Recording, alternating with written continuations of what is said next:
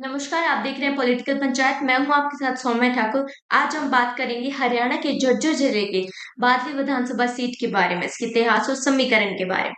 आपको बता दें, बादली हरियाणा के झज्जर जिले के सबसे बड़े गांवों में से एक गांव है। बादली का विधानसभा क्षेत्र रोहतक संसदीय क्षेत्र का एक हिस्सा है।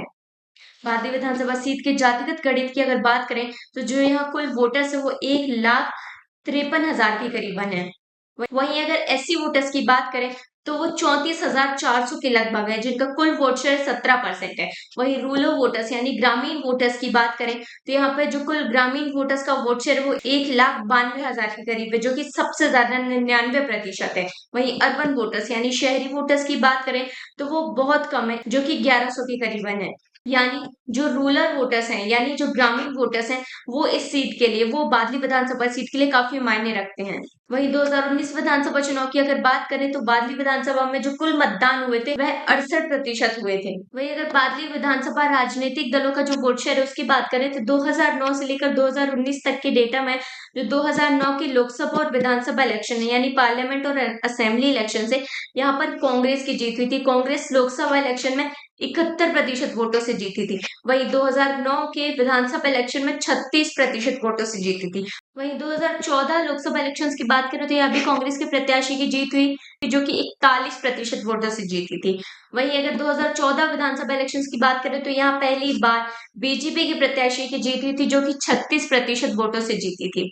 वहीं अगर 2019 पार्लियामेंट यानी लोकसभा और 2019 विधानसभा इलेक्शंस की बात करें तो यहाँ पर 2019 के पार्लियामेंट इलेक्शन में यानी लोकसभा इलेक्शन में कांग्रेस की जीत हुई थी, जो कि 91% वोटों से जीती थी। वहीं 2019 के विधानसभा इलेक्शन में भी कांग्रेस के प्रत्याशी की जीत हुई थी, जो कि 37% वोटों से जीते थे। वहीं पिछले 6 बड़े चुनावों की अगर बात करें तो बीजेपी सिर्फ एक बार आगे रही और बादली विधानसभा सीट में कांग्रेस का दबदबा है। कांग्रेस यहाँ 5 बार लगातार आगे रही है और बीजेपी का जो प्रत्याशी वो केवल एक बार यहाँ से जीत पाया है। वहीं अगर बादली विधानसभा चुनाव के विजेता और उपविजेताओं की बात करें तो 1977 में हरिद्वारी लाल, जो कि निर्दलीय प्रत्याशी थे, वह यहाँ से 12,700 वोटों से जीते थे।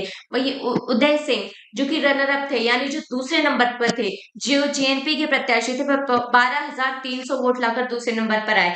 दोनों के बीच का वोट शेयर का अगर अंतर देखें तो वह काफी कम था, जो कि सिर्फ 400 के करीबन था। वहीं अगर 1982 की बात करें तो धीरपाल सिंह, जो कि एलकेडी के प्रत्याशी थे, वे 30,000 वोटों से जीते थे। वहीं मनफूल सिंह, जो कि कांग्रेस के प्रत्याशी थे, वे 15,370 वोटों से दूसरे नंबर पर रहे। दोनों के बीच का वोट शेयर का अगर अंतर देखें तो वो 14,800 के करीबन था। वहीं अगर 1987 की बात करें तो धीरपाल सिंह, जो कि एलकेडी के प्रत्याशी थे, वे 35,000 वोटों से जीते थे और मनफूल सिंह, जो कि कांग्रेस के प्रत्याशी थे, वो 19,000 वोटों से दूसरे नंबर पर रहे। दोनों के बीच का वोट शेयर का अंतर देखें तो वह 16,300 के करीबन था। अब देख सकते हैं 1982 में और 1987 में लगातार एलकेडी के प्रत्याशी धीरपाल सिंह ने अपनी जगह बनाई है। अगर 1991 की बात करें तो यहाँ भी धीरपाल सिंह, जिन्होंने अपनी पार्टी बदली, जेपी ज्वाइन की और उन्होंने यहाँ 29,000 वोटों से चुनाव जीता और मनफूल सिंह, जो कि एचपीपी के प्रत्याशी थे, वे 16,900 वोटों से दूसरे नंबर पर रहे। दोनों के बीच का वोट शेयर का अंतर देखें तो वह 12,000 के करीबन था। 1996 की बात करें तो धीरपाल सिंह, जो कि एसएपी के प्रत्याशी थे, वह यहाँ 23,300 वोटों से फिर से जीते और मनफूल सिंह, जो कि एचपीपी के प्रत्याशी थे, वह 17,700 वोटों से दूसरे नंबर पर रहे। दोनों के बीच का अगर वोट शेयर का अंतर देखें तो वो 5,500 के करीबन था। अब देख सकते हैं 1982 से लेकर डायरेक्ट 1996 तक लगातार धीरपाल सिंह ने अपनी जगह बनाई। हालांकि उन्होंने 2 बार अपनी पार्टियां भी बदली। वह पहले 1982 में एलकेडी के प्रत्याशी थे, फिर उन्होंने 1991 में जेपी ज्वाइन की, फिर उन्होंने 1996 में एसएपी ज्वाइन की। पर हालांकि पार्टी बदलने के बाद भी उन्हें लगातार हर एक इलेक्शन में उन्होंने जीत दर्ज की। वहीं अगर 2000 की बात करें तो यहाँ भी धीरपाल सिंह, इन्होंने फिर से दोबारा अपनी पार्टी बदली, आईएनएलडी को ज्वाइन किया और 31,000 वोटों के अंतर से ये जीते। और नरेश कुमार, जो कि कांग्रेस के प्रत्याशी थे, वह 21,000 वोटों से दूसरे नंबर पर रहे। दोनों के बीच का अगर वोट शेयर का अंतर देखें तो 9,700 के करीबन था। अगर 2005 के इलेक्शंस की बात करें तो नरेश कुमार, जो कि निर्दलीय प्रत्याशी थे, वह 28,800 वोटों से जीते। चतर सिंह, जो कि कांग्रेस के प्रत्याशी थे, वह 26,000 वोटों से दूसरे नंबर पर रहे। दोनों के बीच का वोट शेयर का अंतर देखें तो काफी कम था, 2,600 के करीबन था। 1909 की बात करें तो नरेश कुमार जो कि कांग्रेस के प्रत्याशी थे, वे 33,000 वोटों से जीते। वहीं अगर ब्रजेंद्र सिंह चाहर जो कि निर्दलीय प्रत्याशी थे, वे 19,800 वोटों से दूसरे नंबर पर रहे। दोनों के बीच का वोट शेयर अगर देखें तो वो 13,300 के करीबन था। 2014 की बात करें तो ओम प्रकाश धाकड़ जो कि बीजेपी के प्रत्याशी थे, वह 41,000 वोटों से जीते। कुलदीप वत्स जो कि निर्दलीय प्रत्याशी थे, वह 32,000 वोटों से दूसरे नंबर पर रहे। वहीं अगर दोनों के बीच का वोट शेयर का अंतर देखें तो 9,200 के करीब बनता।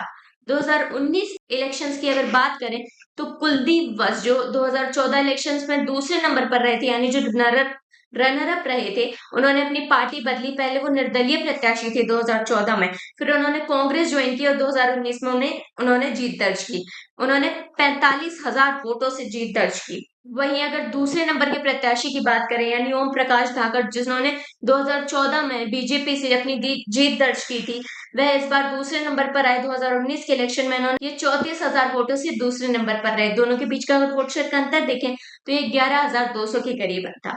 अब देखना होगा 2024 के इलेक्शंस में किसकी जीत होती है। आप हमें अपनी राय कमेंट करके जरूर बताएं कि 2024 के विधानसभा इलेक्शन में कौन जीतेगा, वह किस पार्टी से होगा, कितने वोटों से जीतेगा, रनर अप यानी दूसरे नंबर पर कौन रहेगा, वह किस पार्टी से होगा, वह कितने वोटों से दूसरे नंबर पर रहेगा, और दोनों के बीच का वोट शेयर का अंतर कितना होगा।